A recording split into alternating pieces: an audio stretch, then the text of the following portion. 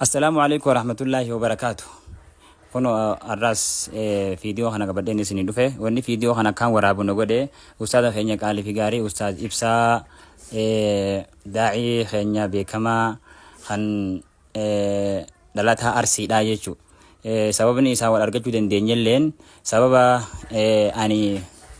ناتي دولامي كالتي براتي محمد بيانا كانتي في نجي سجي سوشال ميديا راتي في قدي سيتي دوغامي تيمو فدباسا جاني سببا نچين كنيفين mana isada dake akasitti mana cofatee jira namni hedduu hulaa dura jira itti dadhawanii yaala dubbachuu dide akkasitti poolisiin si dhufu jirti sababa ja'ameen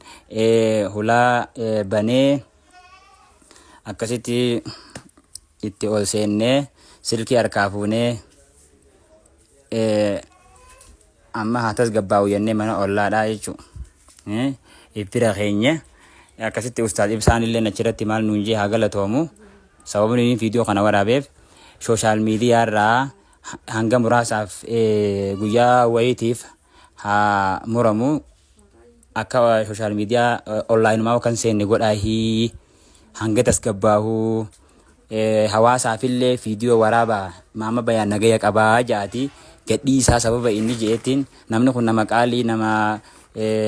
nurraas guddaati jechuudhaaf video kana isiniif qabadhee isiniif warabee محمد بيان نجايك أبا إسنجتشو برباديتي. السلام عليكم ورحمة الله وبركاته.